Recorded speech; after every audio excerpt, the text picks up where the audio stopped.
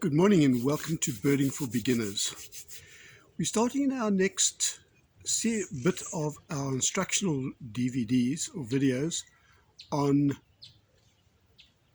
the feet of the bird. Remember when we started off our second session, it was Silly Billy likes pulling Helen's hair. We identify birds by their size, their bill, their legs, their plumage, their habitats, and their habits. Or Silly Billy likes pulling Helen's hair. That's a good way to remember it. Today we're looking at the legs. I remember clearly asking my mom, why do birds' knees point backwards? She couldn't answer me straight away. She went back and did some research. And the answer was that their knees are actually the ankles, or what we see as their knees are actually the ankles. So their knees are higher up under the plumage and we can't really see them. So some birds have short legs, long legs, and they all have toes of some sort. Some have 4 toes, some have 3, and only the ostrich of Africa has 2 toes.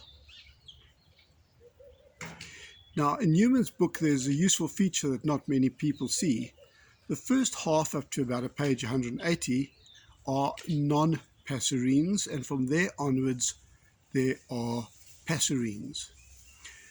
Passerine birds are those that perch, generally who sit on a branch or tree or something like that with claws that go around and hold onto the tree. And non-Passerines are the ones that don't. You know, the non-Passerines like the wading, swimming, walking and running feet, and the Passerines like the perching birds or the climbing feet and the grasping feet. Now, that's how we're going to divide our series up into. This particular video is about introduction, but the first one will be about wading feet and swimming feet.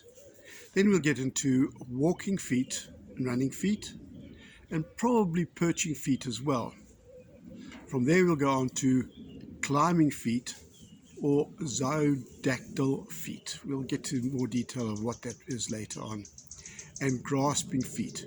You know, the ones that really get hold of you and pull you around like your raptors and things. But we'll get back to that later on.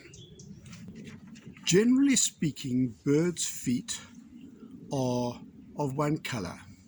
Generally darkish, like bone type color, grey color. And then of course there's exceptions, like there's in lots of things. Chicken have yellow feet.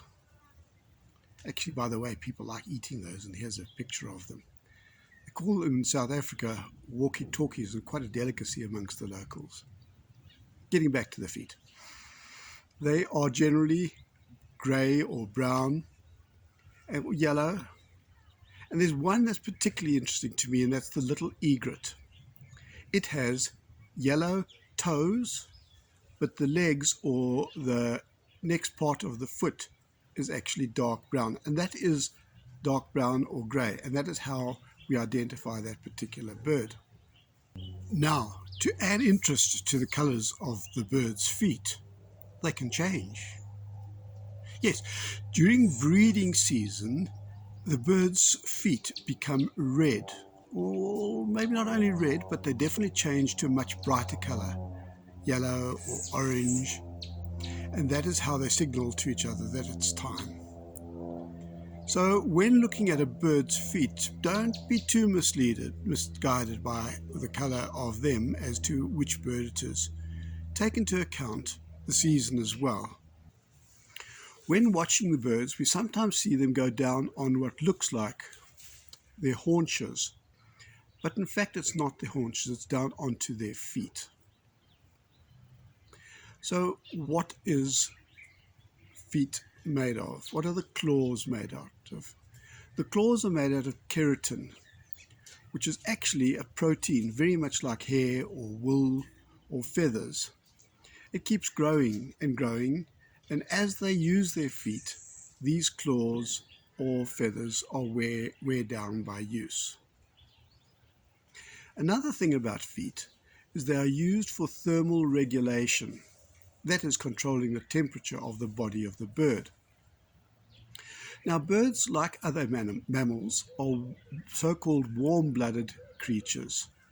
They use 90% or about 90% of their food intake to keep them warm or regulate their temperature.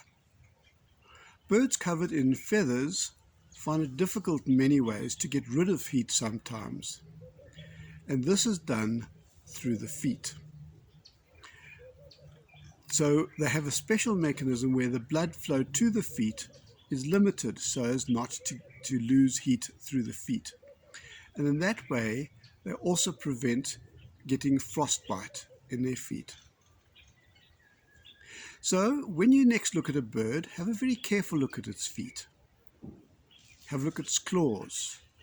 Have a look at the lower part of its color, of its leg, how long they are, how short they are, and we'll get on to the next part of it in the next few videos.